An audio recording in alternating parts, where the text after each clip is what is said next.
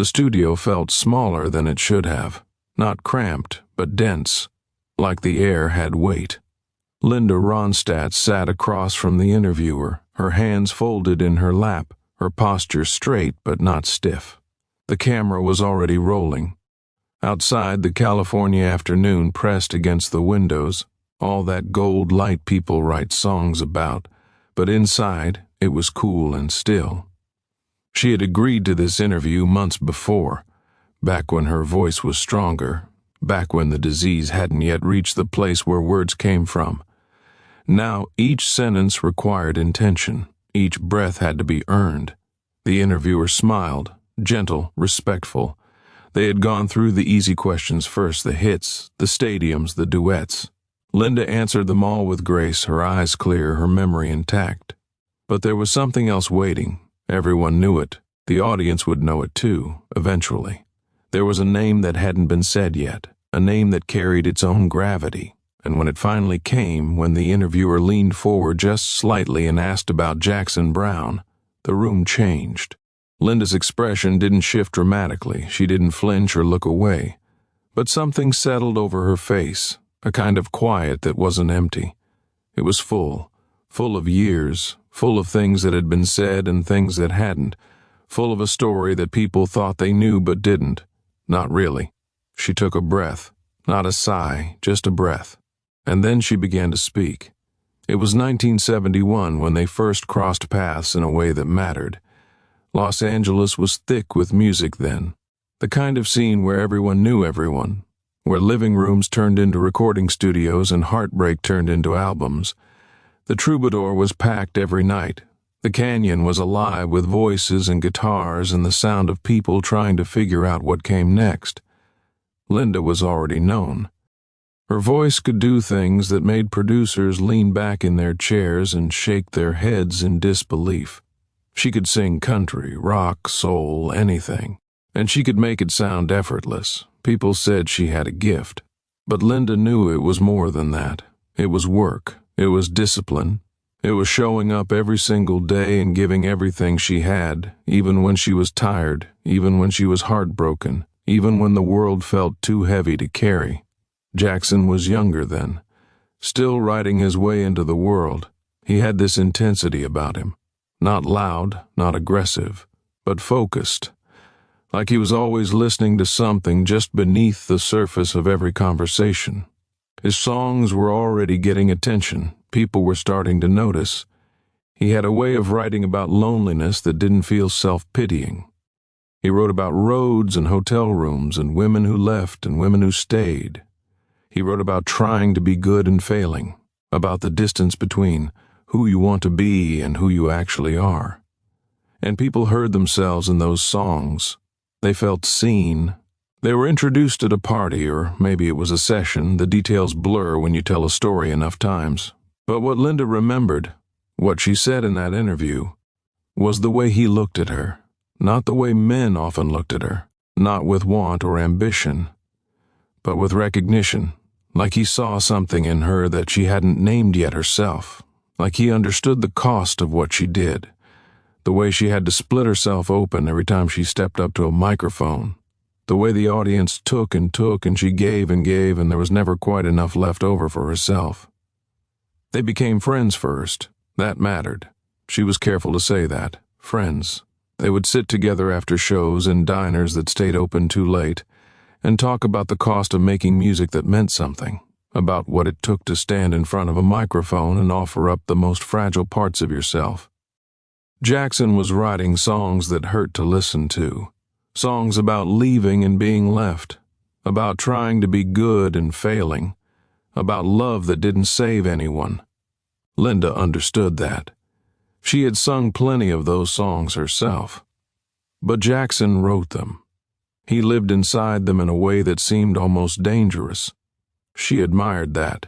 She told the interviewer she admired that. But there was something else in her voice when she said it, something that sounded like worry. She talked about the late nights, the conversations that went on until the sky started to lighten, how Jackson would talk about his childhood, about his father, about the weight of expectation and the fear of not being enough. He was honest in those moments, vulnerable. And Linda thought maybe that honesty was the key to everything. Maybe if he could be that open, that raw, then maybe he could also be gentle. Maybe he could also be safe. They dated, briefly. The word briefly doing a lot of work in that sentence. It wasn't a grand romance. It wasn't a tabloid explosion. It was quiet and careful, and maybe that's why it hurt more when it ended. Linda didn't go into detail. She didn't need to. But she talked about the way Jackson carried his sadness, how it wasn't something he wore on the outside. It was deeper, structural, like the sadness was holding him up.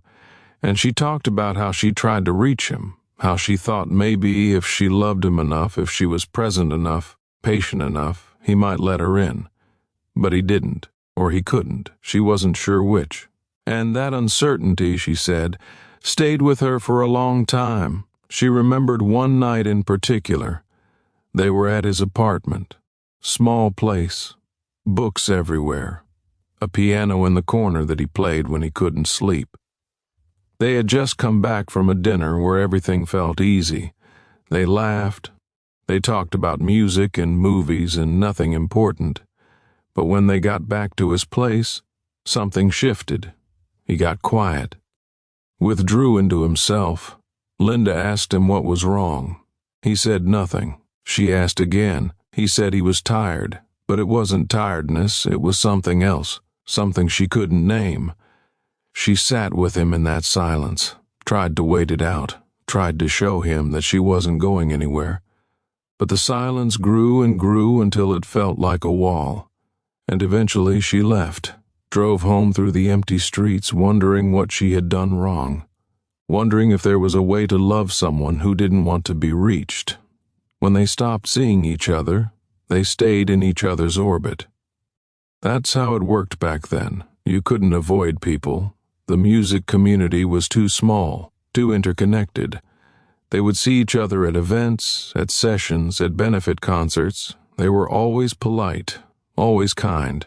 But there was a distance now, a formality.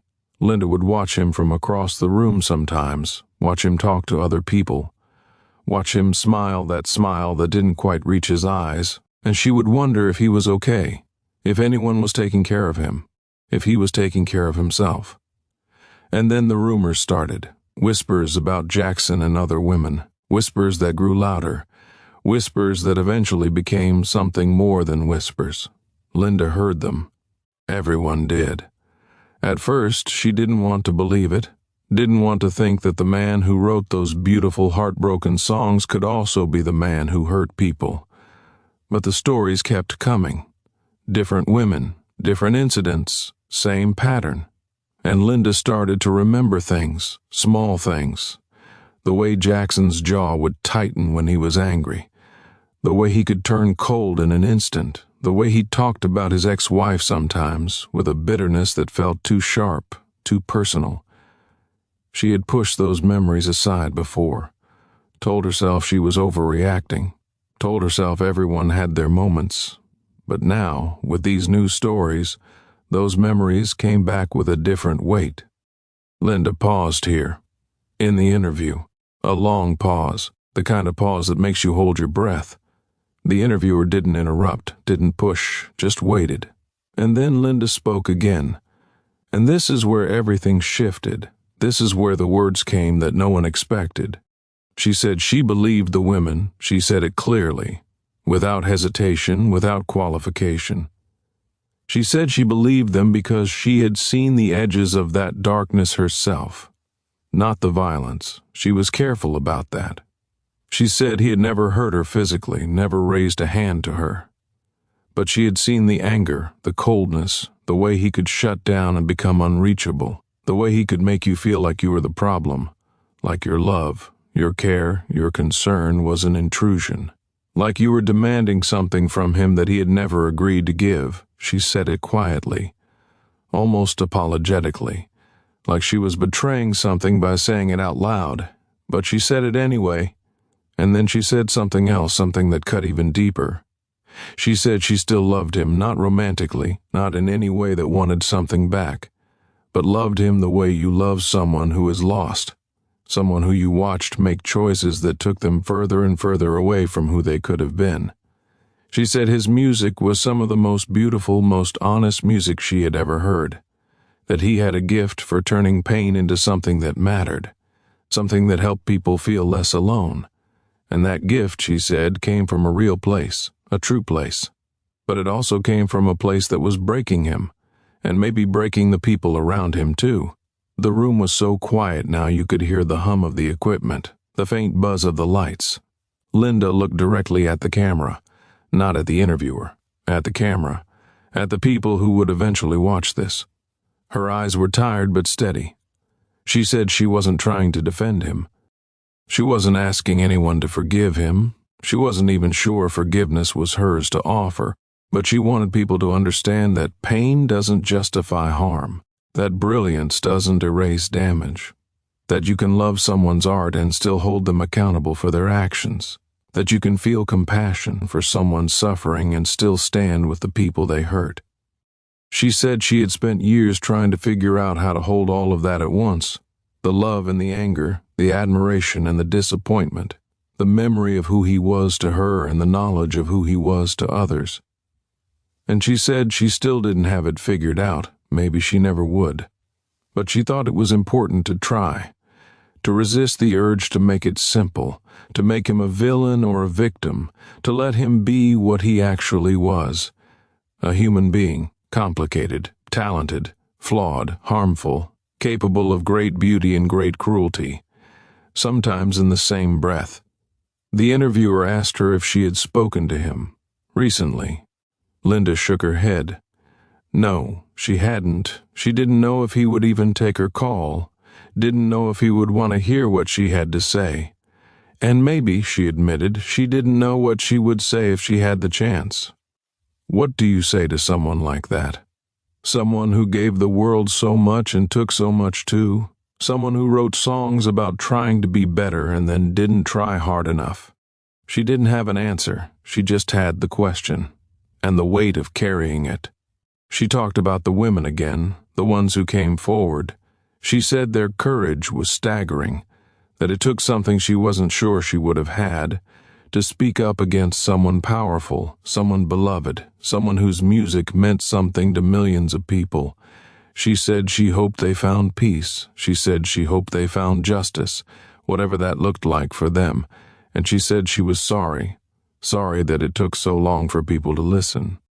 Sorry that they had to fight so hard to be believed. Sorry that the world had made it so easy for men like Jackson to keep moving forward while the women they hurt had to claw their way toward being heard. There was no anger in her voice when she said this, just a deep, abiding sadness, the kind of sadness that comes from watching the same story play out over and over, different names, different details, but the same structure, the same silence, the same protection of men who make beautiful things at the expense of the people around them. She said she didn't know what the right response was to his music, to his legacy. She said some people had stopped listening, some people never would again, and she understood that, respected it. But she also said that music lives in a strange space, that once it's out in the world, it belongs to the people who hear it, not to the person who made it. And for some people, those songs had been lifelines, had gotten them through their own darkness, and she didn't think it was fair to ask them to give that up. But she also didn't think it was fair to ask the women who were hurt to sit quietly while everyone celebrated the man who hurt them. It was an impossible thing. She said that too, impossible, and maybe that's what made it so hard. There was no clean answer, no way to solve it that didn't leave someone in pain. Linda leaned back in her chair. The light from the window caught her profile. She looked older than her years. The disease had done that, taken something from her that couldn't be measured in numbers. But there was also a clarity to her, a steadiness, like she had walked through fire and come out knowing exactly who she was. She talked about her own career then, about the choices she had made, the compromises, the times she had said yes when she wanted to say no. The time she had protected men who didn't deserve protection. She didn't excuse it, didn't justify it, just acknowledged it.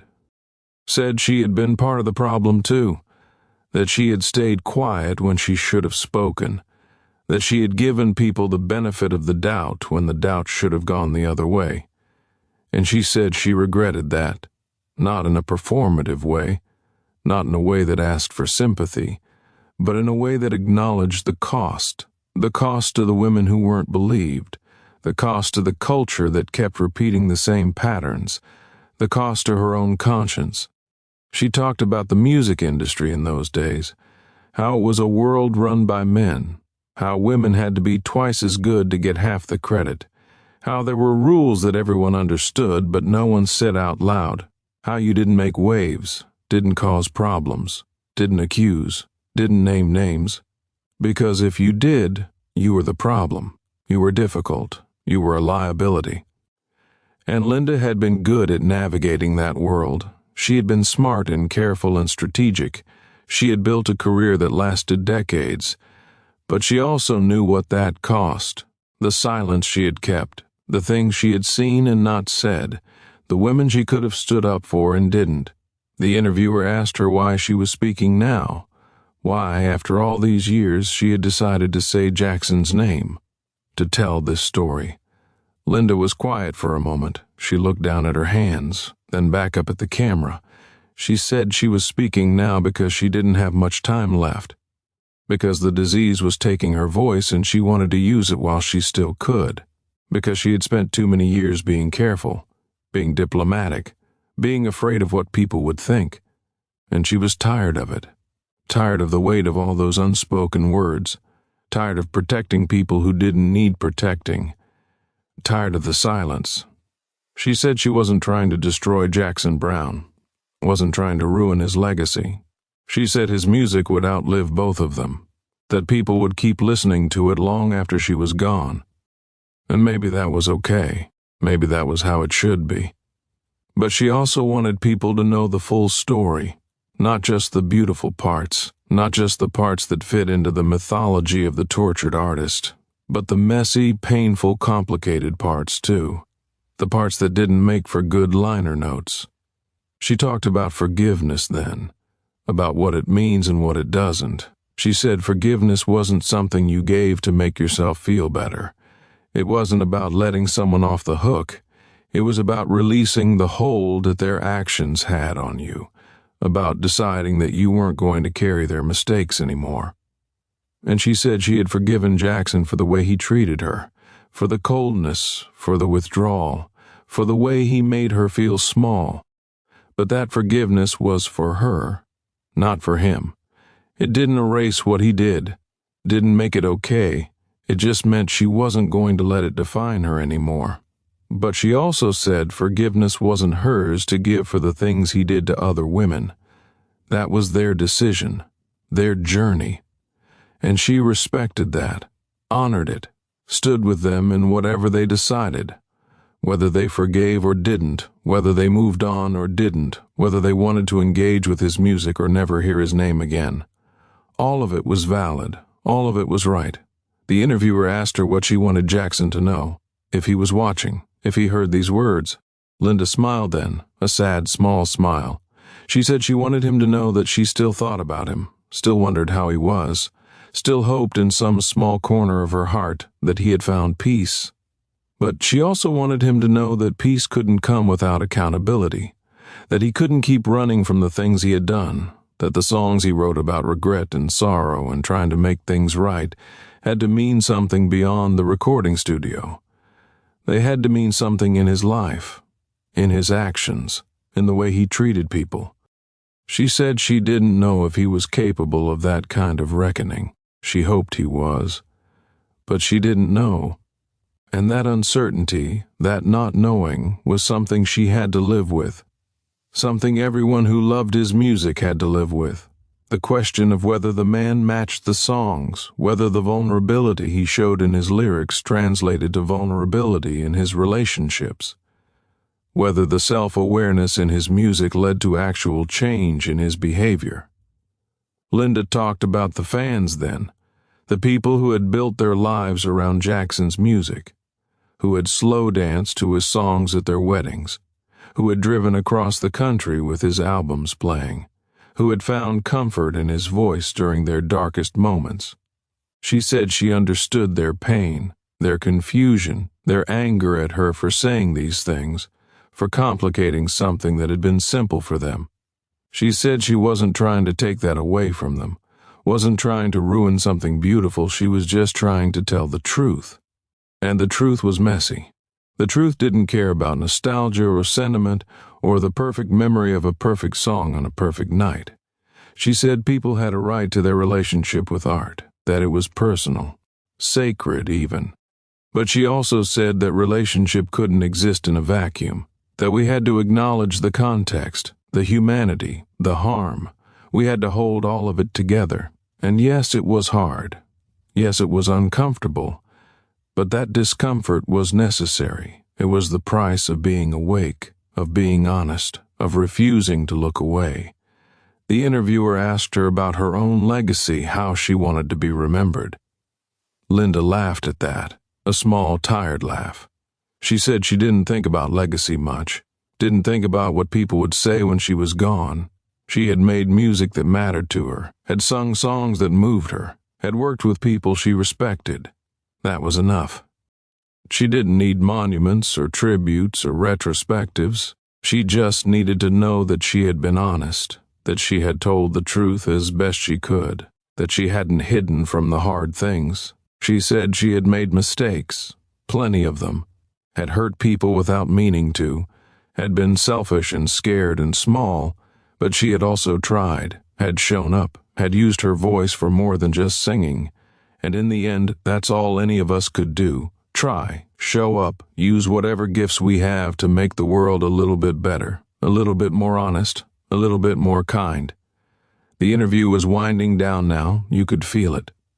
The light outside had changed, golden hour bleeding into dusk. Linda looked tired, the kind of tired that sleep doesn't fix.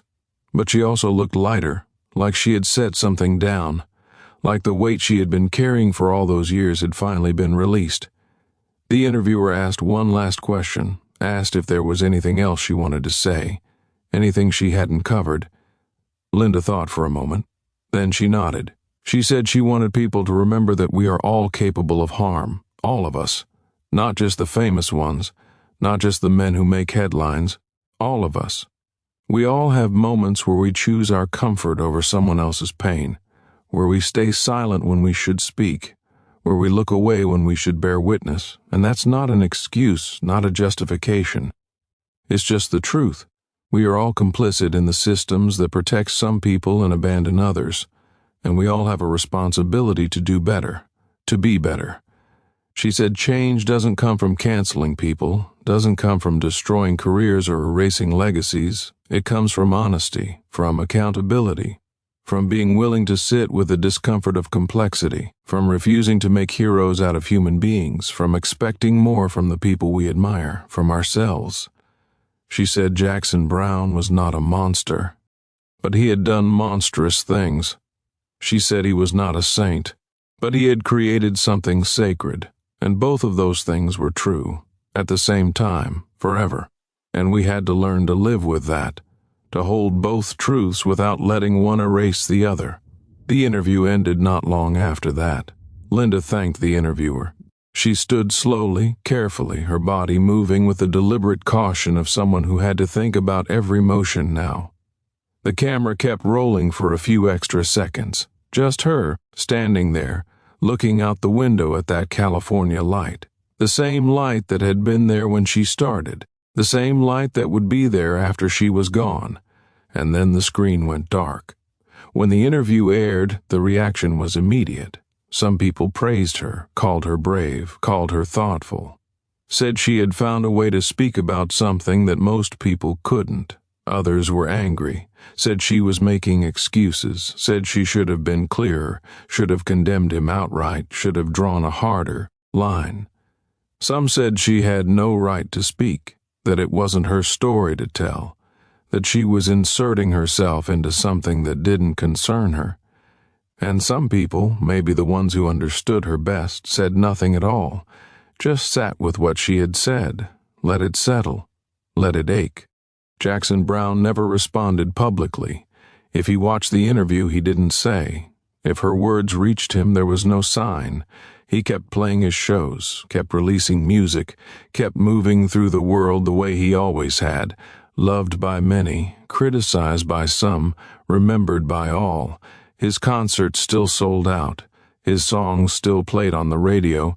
People still cried when they heard him sing about running on empty or staying just a little bit longer. The music didn't stop, never does. But something had shifted. A conversation had been opened. People started talking about Jackson differently. Not uniformly, not unanimously, but differently. There was more nuance, more acknowledgement of the contradictions, more space for the women who had been hurt to tell their stories without being dismissed or attacked. Linda's words had done that, had created that space, not because she was famous or important, but because she was honest, because she refused to make it easy, because she held the tension and invited everyone else to hold it too. Linda went back to her quiet life after the interview. The disease continued its slow work. Her voice, the one that had filled arenas and broken hearts and carried so much beauty into the world, grew quieter. She stopped giving interviews, stopped making public appearances, retreated into her home and her books and her memories. People who knew her said she was at peace, that she had said what she needed to say and now she could rest. Others said she was lonely, that the illness had isolated her, that she spent her days looking out windows and listening to music she could no longer sing. Both things were probably true. She died on a Tuesday morning. The news spread slowly at first, then faster. Tributes poured in from around the world, musicians and actors and politicians and ordinary people who had been moved by her voice. They posted videos of her performances, shared their favorite songs, told stories about what her music had meant to them. The world mourned her, celebrated her, remembered her. And in the midst of all that remembering, people kept coming back to that interview, to the things she said about Jackson Browne. Some people said it was her most important moment, her final act of courage. Others said it was a distraction, that it took attention away from her own incredible legacy, that she should be remembered for her music, not for her opinions about someone else. But the debate itself was proof that her words had mattered, that they had landed, that they had changed something. Jackson Browne released a statement after Linda died. It was short, respectful. He said she was a singular talent and a dear friend. He said her voice was one of the greatest gifts American music had ever produced. He said the world was dimmer without her. He didn't mention the interview, didn't address her words, didn't acknowledge the accusations or the pain or the complexity she had tried so hard to name. Maybe he couldn't. Maybe it was too much. Maybe he was too far gone into his own mythology to see himself clearly. Or maybe he did see himself. Maybe he carried that weight every day and just didn't know how to speak it out loud. There was no way to know, and maybe that was the point. Maybe the not knowing was the thing we all had to live with. Years passed. Linda's music endured. Jackson's music endured. They played on different stations and different playlists and different moments in people's lives. Her voice still made people cry. His songs still made people feel understood. The harm didn't erase the beauty. The beauty didn't erase the harm. They existed together, tangled up, inseparable. And every now and then someone would discover that interview, would watch it late at night on their phone or their laptop, would hear Linda's voice, slower now, softer, but still clear, still honest, still trying to tell the truth even when the truth didn't make anything easier. And they would sit with it, would feel the weight of her words, would understand, maybe for the first time, that love and accountability aren't opposites, that you can hold someone in your heart and still say their name when they need to be named, that compassion doesn't mean silence. That's what Linda Ronstadt said about Jackson Browne in her final interview. She said all of it, the love, the pain, the admiration, the disappointment, the hope, the grief. She said it all, and she didn't apologize for any of it. And in saying it, she gave permission to everyone else who had been carrying similar contradictions, similar questions, similar impossible truths. She showed that it was possible to be both soft and strong, to be both compassionate and clear, to love the art and condemn the artist, to remember the good and name the harm, to be human in the fullest, most complicated sense of the word. The California light faded. The camera stopped rolling. But the words stayed, hovering in the air, waiting for anyone willing to sit with them long enough to understand, waiting for the next person who needed to hear that it was okay to hold contradictions, that it was okay to not have all the answers, that it was okay to love something and lose it at the same time, to honor what was and grieve what is, to remember and to hold accountable, to forgive and to not forget. Linda knew all of that. She lived it. And in her final interview, she gave it to the rest of us, not as a lesson, not as an answer, but as a gift, the gift of her honesty, the gift of her complexity, the gift of her refusal to make any of it simple. And long after she was gone, long after the tributes faded and the headlines moved on to someone else, those words remained, quiet, steady, true, a reminder that the hardest conversations are usually the most important ones, that silence protects no one, that love, real love, tells the truth even when the truth breaks your heart. That's what shocked everyone, not the accusations, not the controversy, but the tenderness, the way Linda could hold all of that pain and still speak with grace, the way she could be angry and compassionate in the same breath, the way she refused to let anyone off the hook, including herself. That's what the world wasn't ready for, that level of honesty. That level of nuance, that refusal to perform for anyone's comfort. Linda Ronstadt told the truth. And the truth, as it turns out, is the most shocking thing of all.